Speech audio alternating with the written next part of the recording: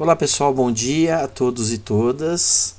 Estamos chegando no final do nosso curso, né, da nossa disciplina. E vamos trabalhar hoje o último tema, que é sistemas de detecção e alarme de incêndio, em particular a IT-19 do Corpo de Bombeiros do Estado de São Paulo. Gente, eu queria assim que vocês não ficassem muito digamos assim, desesperados se tiver algum termo, se tiver alguma coisa aqui que vocês não entendam. Até porque eu vou providenciar uma complementação nesses assuntos através de vídeos, indicação de vídeos e também figuras, né? A gente vai estar discutindo, além de live. Então, devemos ter aí ao longo das próximas semanas algumas lives, né? Enfim, vamos trabalhar isso aqui. Então, um pouquinho sobre o objetivo, né? O objetivo da ST lógico, é apresentar estabelecer os requisitos mínimos necessários para o dimensionamento. Eu vou aumentar um pouco aqui, tá? Acho que fica melhor, né? Então, requisitos mínimos necessários para o dimensionamento dos sistemas de detecção e alarme de incêndio, destinado a alertar as pessoas sobre a existência de um incêndio em determinada área, né? De forma a possibilitar o seu combate imediato, o combate do incêndio imediato, e também proporcionar o abandono de área, né? Esse é o objetivo, né, desta IT, a IT-19.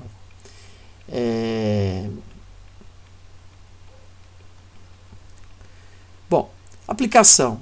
A IT aplica-se a todas as edificações ou áreas de risco onde exigem os sistemas, onde se exija o sistema de detecção de alarme de incêndio.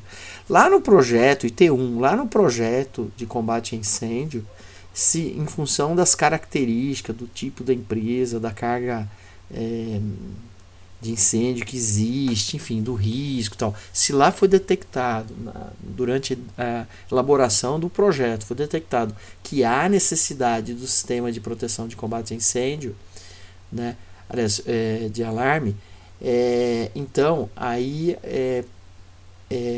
essa IT ela passa a ter validade, entendeu? Essa aqui é 19. Caso contrário, se não é necessário, aí realmente ela não é pertinente.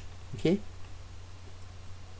Muito bem, deixa eu ver se tem alguma coisa aqui embaixo. Sim. Aí, algumas coisas aqui eu tô pulando, né? Mas assim, não porque não seja importante, mas aqui talvez não vá agregar tanto, pensando num pequeno resumo, ou pelo menos tentando minimizar um pouco, diminuir um pouco o conteúdo, né? Para a gente ver.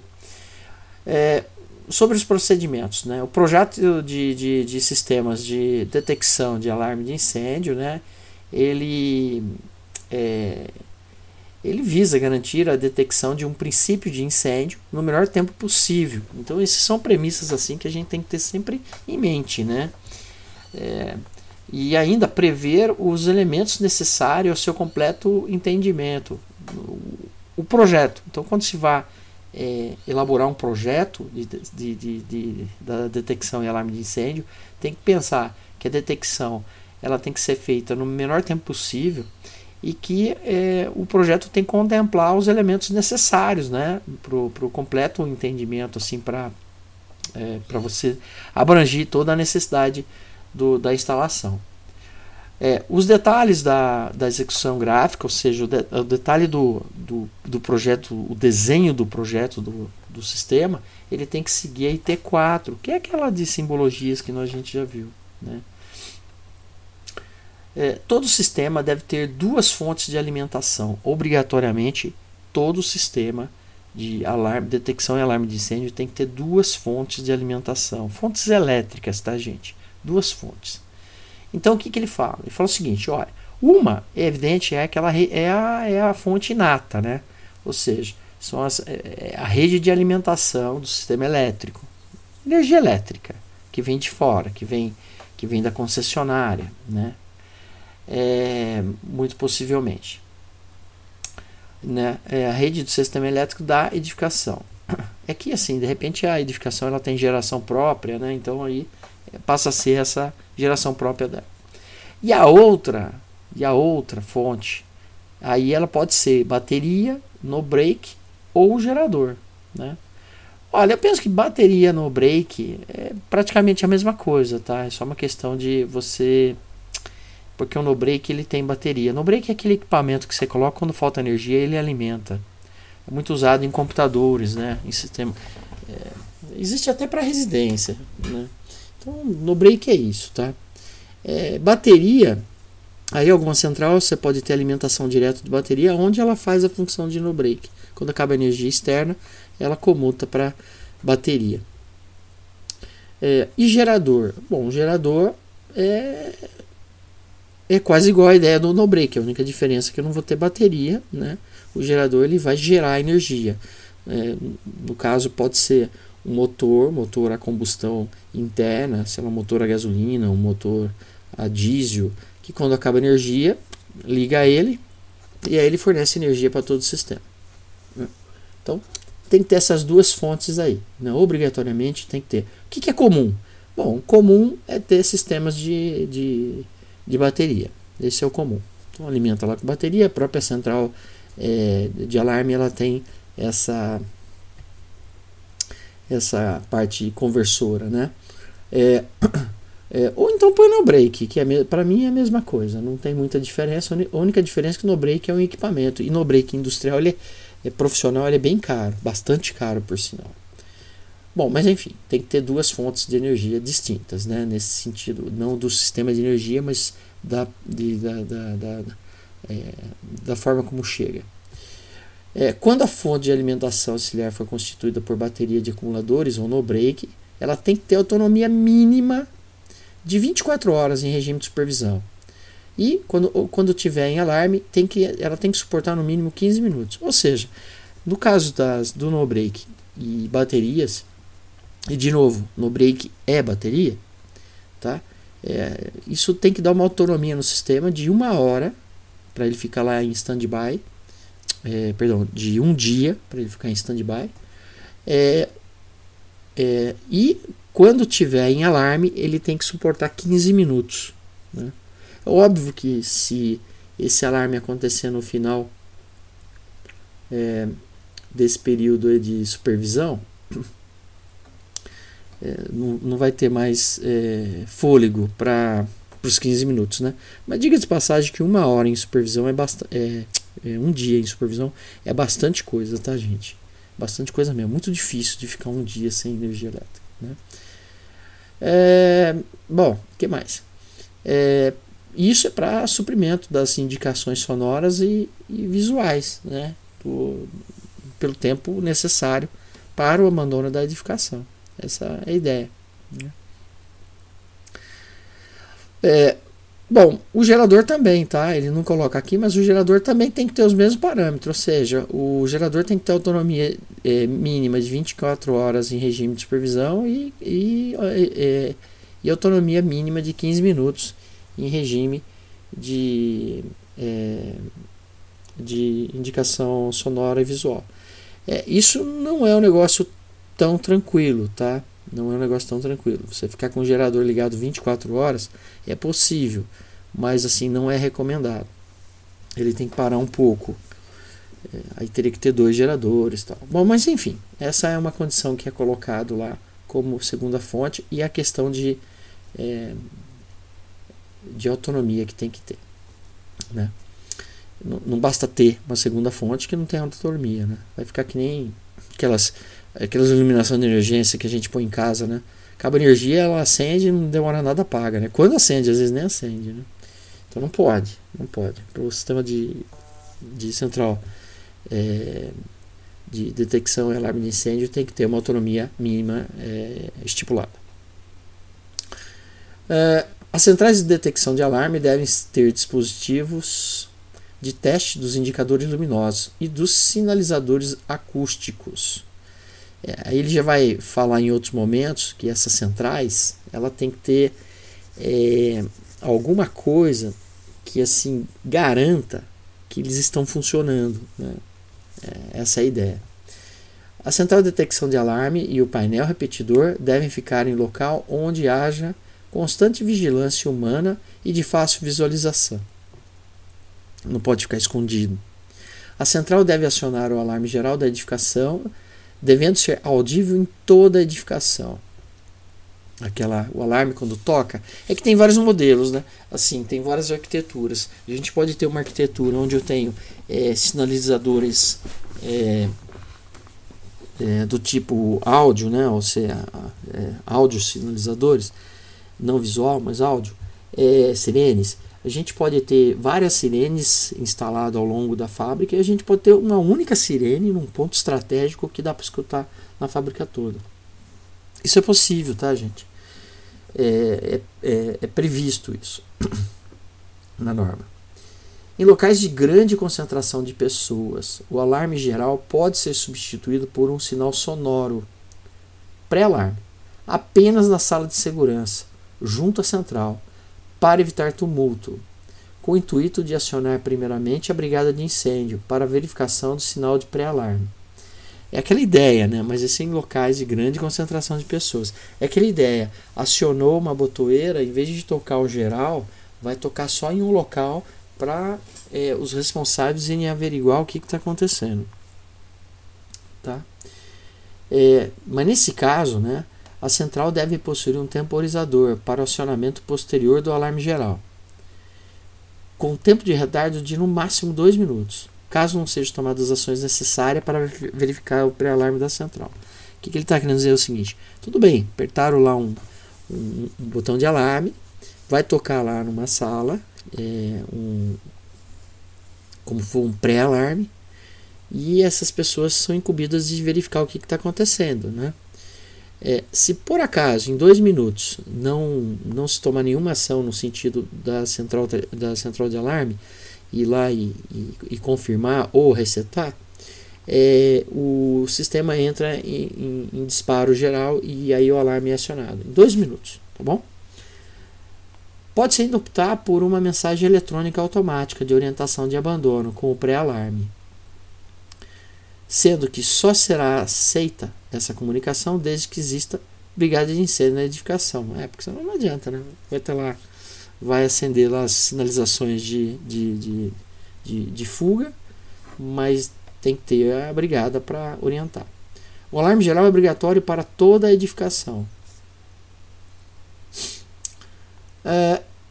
A distância máxima a ser percorrida por uma pessoa em qualquer ponto da área protegida até o acionador manual mais próximo não deve ser superior a 30 metros. Exemplo do que fazia já com os hidrantes, né? Os acionadores manuais, os botões, devem ser instalados a uma altura de 90 centímetros a 1,35 m do piso acabado até a base inferior do componente, a parte de baixo da caixinha, podendo ser embutido ou sobreposto. Ele pode ficar embutido na parede. Embutido na parede é que nem tem os interruptores de luz da tua casa. É tudo embutido na parede, né? Ou seja, ele fica assim alinhado, né? A parte externa dele, a parte de acionamento dele fica praticamente alinhado com a parede. Isso é embutido, tá? Sobreposto são aquelas caixinhas que são parafusadas na parede e ficam para fora.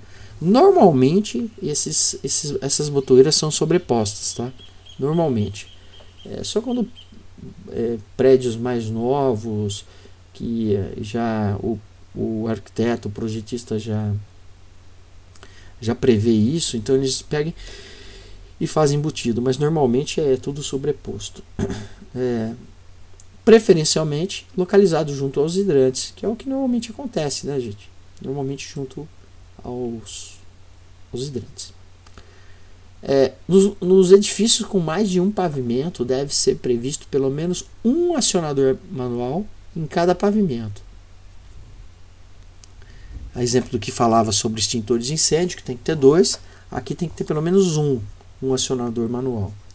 Os mezaninos estão dispensados dessa exigência, caso o acionador manual do piso principal dê cobertura para essa área, né, ou para a área do mezanino.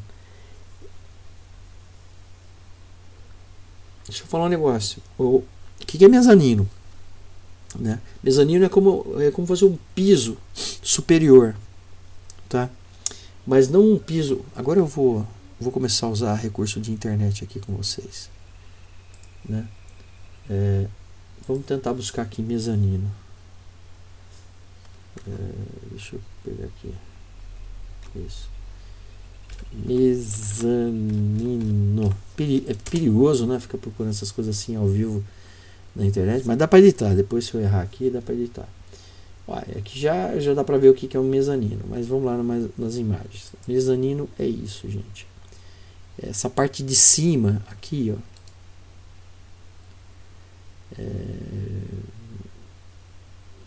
Cadê? Ver a imagem.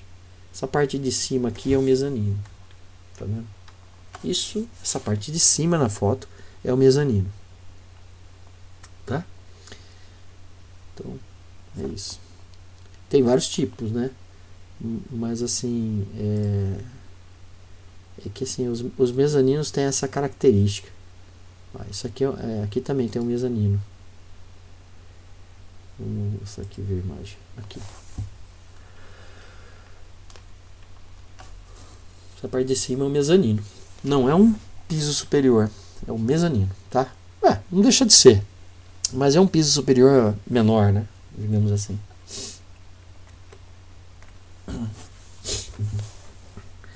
Nas edificações anteriores a 20 de março de 83, o posicionamento dos acionadores manuais tem que ser junto aos hidrantes, tá?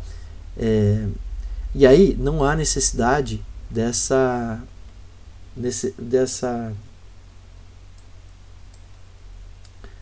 questões dos 30 metros, tá? É só junto aos hidrantes e acabou. Então isso para as edificações até 1983, né? Deixa eu ver se eu consigo achar aqui um acionador manual alarme de incêndio. Vamos ver se a gente acha alguma coisa aqui para começar a falar a mesma língua, né? Aqui, ó, tá vendo? Esse aqui já é um. Ali ele deixa eu pegar aqui. O que eu quero aqui? Vou pegar esse aqui mesmo. Gente, quando ver a imagem, quando ele fala lá atrás, deixa eu até pegar a frase para não ser muito divergente, né? Eu falei em algum local aqui, eu falei sobre, acho que foi aqui, ó. As centrais de detecção e alarme deve ter dispositivo de teste de indicador luminoso e sinalizadores acústicos. Não, isso aqui depois eu falo. Aqui falou só das centrais, né? Tá.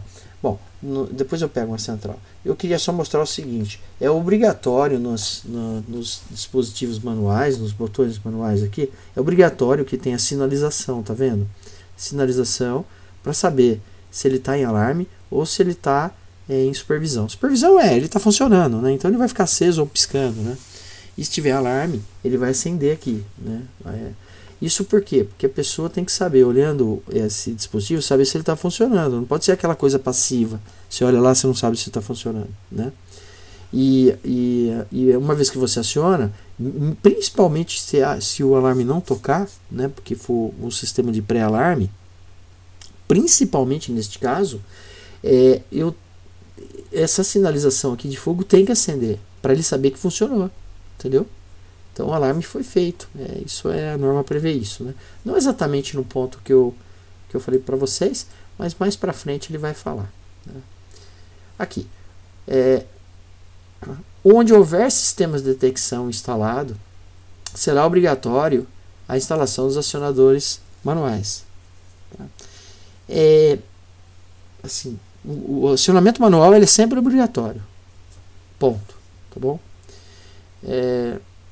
E mesmo que eu tenha sistema de detecção de fumaça, de fogo, ainda assim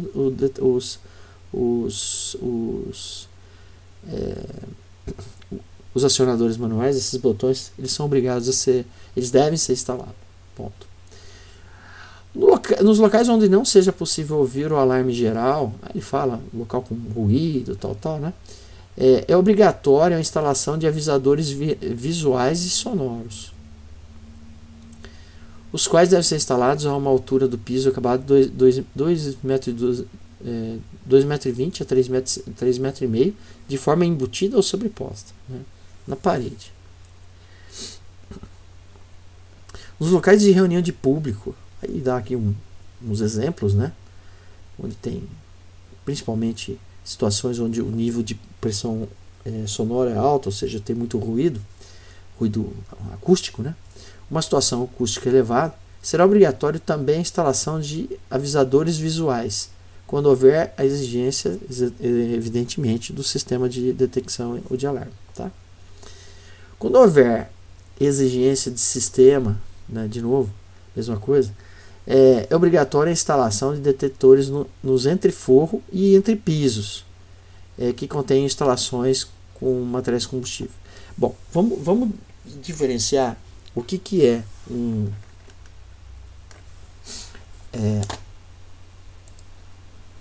um acionador manual, que a gente pode fazer uma leitura mental como sendo um botão, tá? Um acionamento manual é um botão, de um detetor,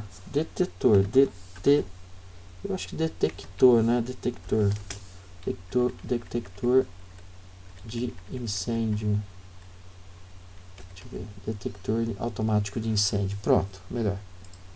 Então, vamos ver a diferença. Isso é um detector, tá? Então, quando falar de detector, tá falando disso, gente. Detector. Então, a diferença de um acionamento manual é que é um botãozinho. Um detector, vamos pegar aqui, ó. Vamos pegar esse aqui, ó. Visualizar, cadê? Ver imagem. Aqui. Vamos pegar essa foto aqui, ela explica bem.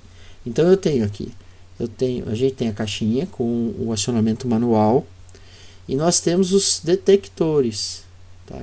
Então aí existem os detectores. Detectores é uma coisa automática, ele vai detectar que está tendo um incêndio. E aí ele vai usar algumas tecnologias que nós vamos conversar mais futuramente. Agora o mais importante é saber o seguinte, olha, quando a norma falar de detector, eu estou pensando em sensores. E quando ele falar em acionamento manual, ele está pensando em botão. Está pensando no botãozinho lá, tá bom? Então, aqui ele fala o seguinte, quando tem presença de materiais combustível, né? Materiais combustível, né? Não inflamáveis, combustíveis mesmo, tá? Então tem que colocar esses detectores. Por isso você vai encontrar instalações lá na caldeira, né, quando a gente estudou NR13, tinha lá a obrigatoriedade de instalação de detector de vazamento de gás, mas lá é vazamento de gás, não era de chama. Lá na caldeira a gás. Né? Então, essa é a ideia. Aqui já não. Aqui ele vai detectar não a presença do material combustível, mas a presença de chama, ou fumaça, ou calor. Tá bom?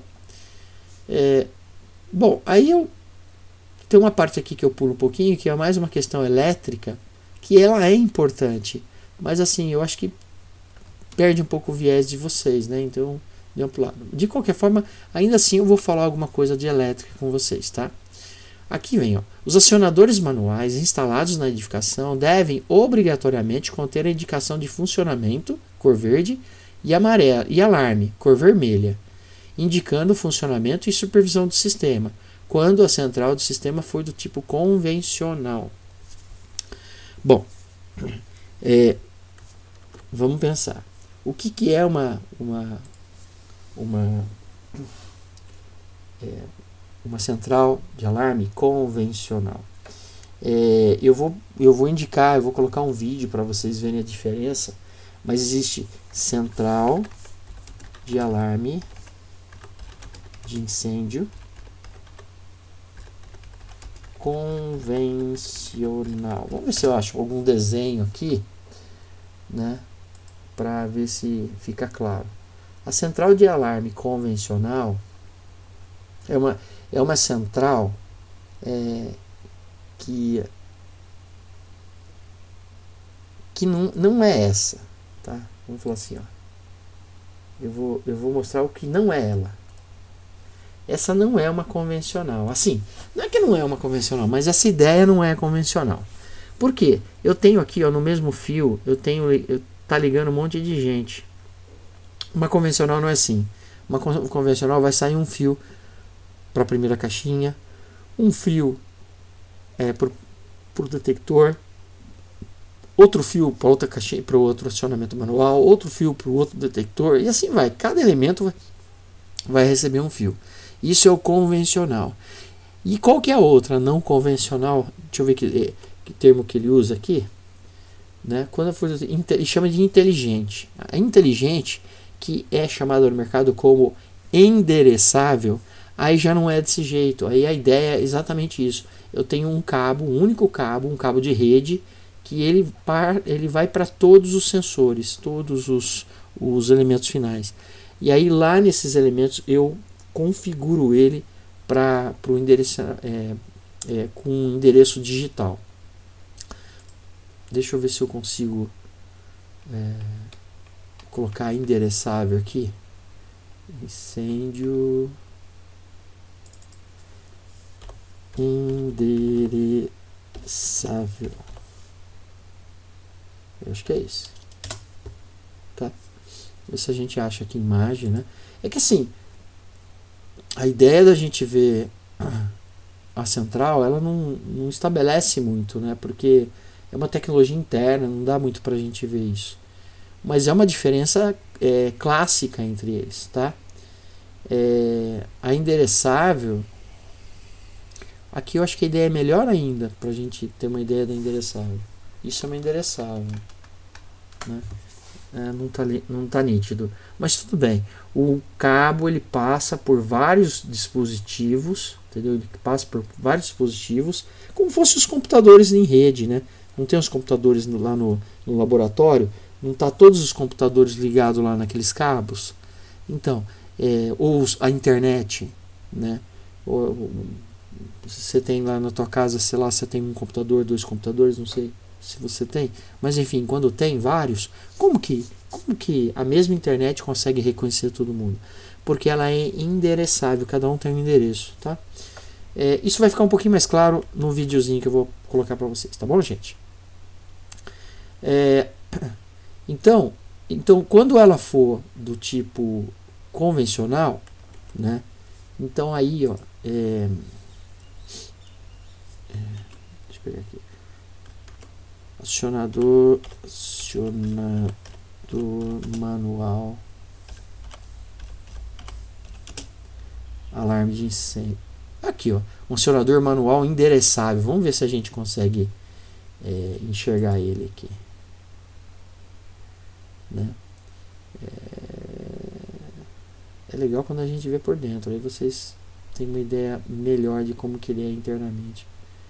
Não que isso seja importante, mas é que realmente o endereçável não tem. Mas enfim, ele só mostra por fora. Mas não quero ver as caias, eu quero só endereçável. Esses são os endereçáveis, tá? Qual é a ideia do endereçável? Não tem exigência nenhuma. A única exigência que tem tá aqui, ó. Quando ele for do tipo inteligente, o endereçável, é dispensado a presença de LEDs dos acionadores, desde que haja central de supervisão constante e periódica nos equipamentos. Quando a central possui o sistema pré-alarme, aí ele tem que ter um LED de alarme indicando que o sistema foi acionado. Então, existe 3 ideias, gente, que tem que ficar claro aqui. Primeiro um acionador manual de alarme de incêndio. O convencional, tá? Para uma central convencional. Vamos lá. Para uma central convencional. O que ele vai ter que ter? Vamos pegar esse aqui. Isso aqui é de uma central convencional. Ver a imagem. Aqui, ó.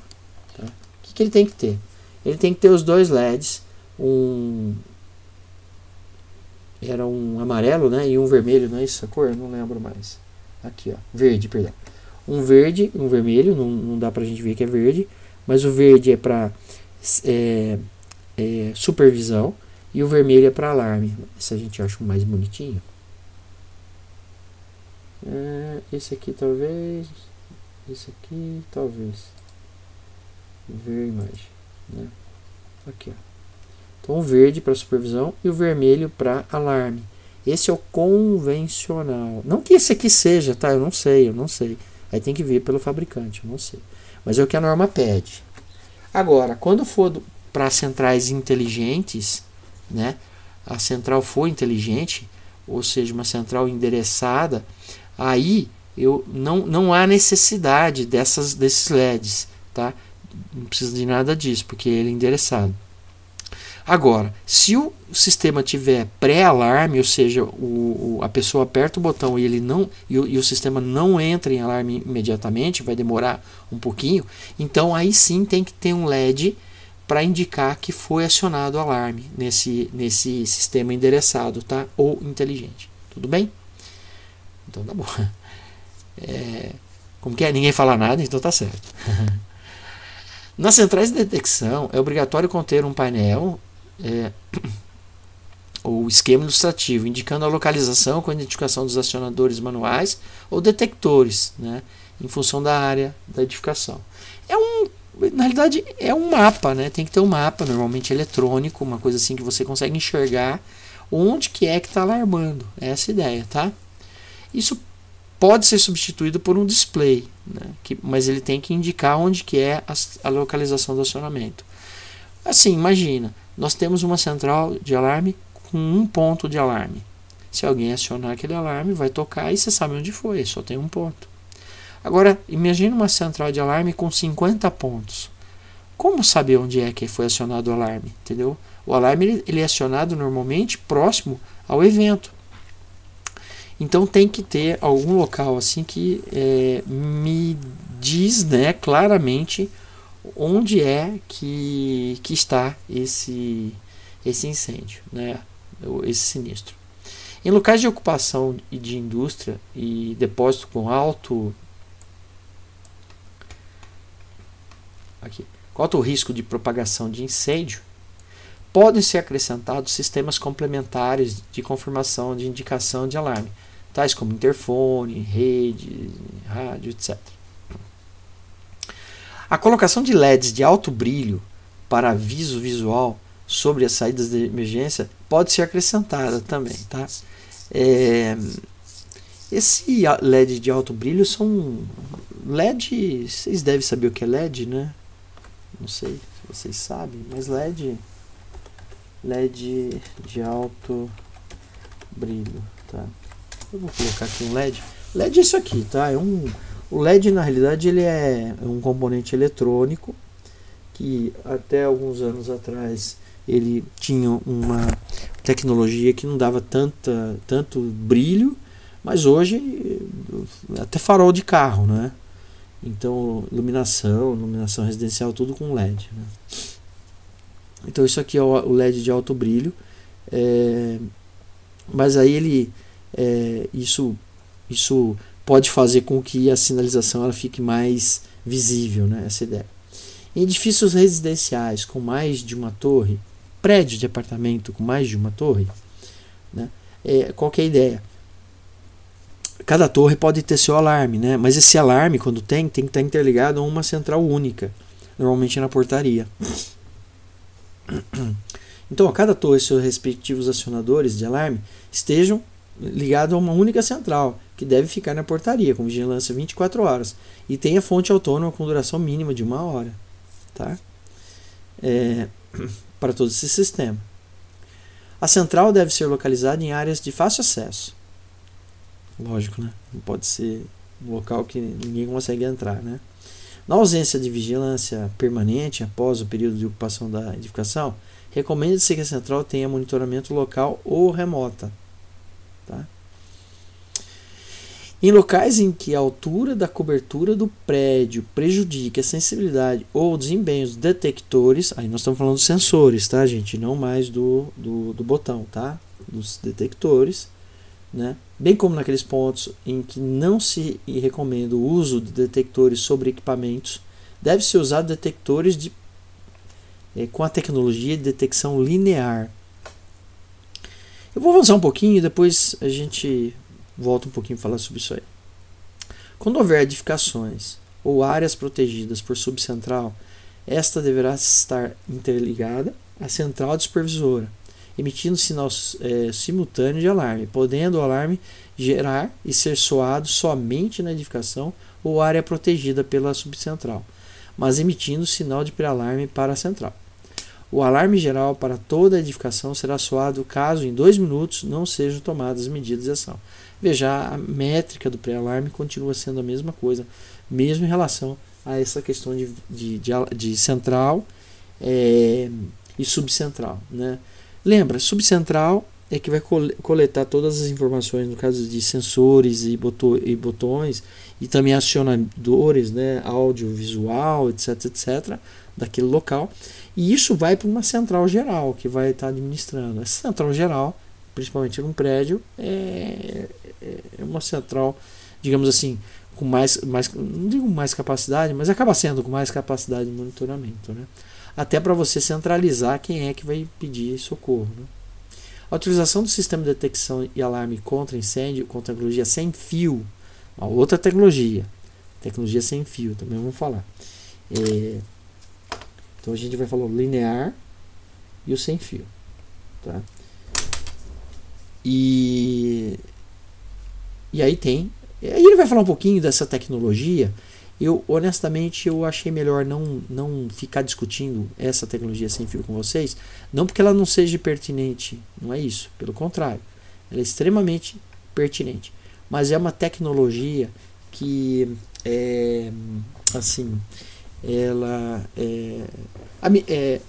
à medida que a gente for trabalhar com isso, ou esse ponto específico, é um ponto que aí você faz uma consulta.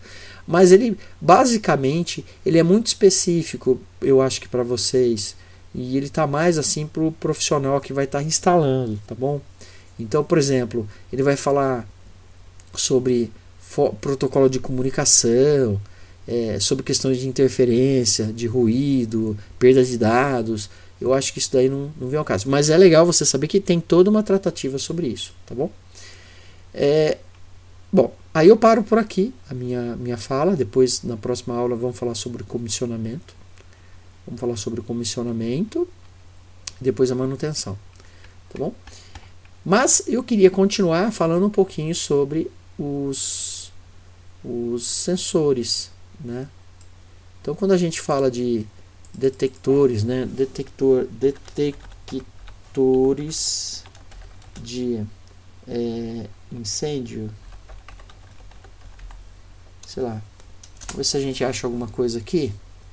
Então, são várias tecnologias. Então, por exemplo, existe detector de fumaça, detector térmico de calor. Aqui acho que só tem os dois. Existe também. Hoje eu só vou dar esse overview, depois a gente fala mais a fundo sobre isso, tá? Detector linear de fumaça. Ó, aí uma outra tecnologia, né? Esse detector de linear de fumaça, deixa eu ver se eu acho aqui. Esse aqui talvez.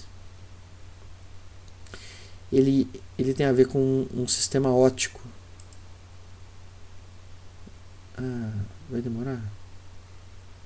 Detecção, tipos. Aqui tem vários também, mas talvez aqui ele não fale.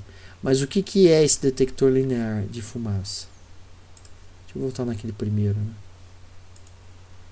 O que é esse detector? Eu vou na imagem. Detector linear. Eu já estava. O detector linear de fumaça é um sistema óptico. Que nem aquele sistema. Aqui, ó. Essa é a ideia. Viu a imagem? Essa é a ideia. É um sistema óptico, gente. Ele manda um sinal digamos assim, óptico, não necessariamente visível, tá? Mas normalmente visível. Ele manda um sinal óptico visível e existe aqui um refletor que volta para ele.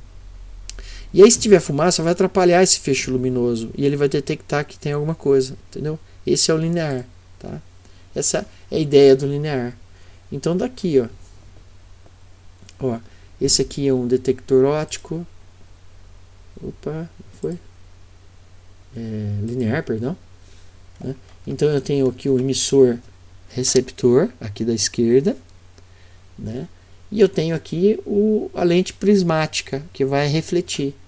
Então eu posso colocar isso a uma certa distância, eu não sei qual que é a distância da atuação, sei lá, uns 10 metros talvez, não sei. Vamos ver aqui, ó. Ver se ele fala, né? Talvez uns 10 metros, não sei. Talvez até mais. Vamos ver se ele fala aqui, ó. Aqui, ó. Os detectores são detectores lineares de fumaça, tipo feixe inteligente e endereçáveis. Ó, isso aqui já é endereçável, tá? Mas tudo bem. Bom, nem sei se ele vai falar aqui, não fala. Mas assim, normalmente ele tem um alcance bem bacana. Normalmente ele tem um alcance bem bacana, tá? Então esse aí é o linear. Já o sem fio, a tecnologia sem fio é a tecnologia Wi-Fi que tem. Mas fora isso ainda tem muito mais coisa para a gente ver. Tem o detector termovelocimétrico, que ele detecta uma diferença, uma elevação de temperatura, um gradiente de temperatura. Tem o detector de temperatura, tá? Então, assim, tem o detector de deslocamento do ar. Então, existe vários modelos aí, tá bom, gente? Vou parar por aqui para não ficar muito extenso, mas eu estou colocando também um vídeo para falar um pouquinho sobre centrais inteligentes e centrais convencionais, tá joia? Um abraço para vocês e até a próxima.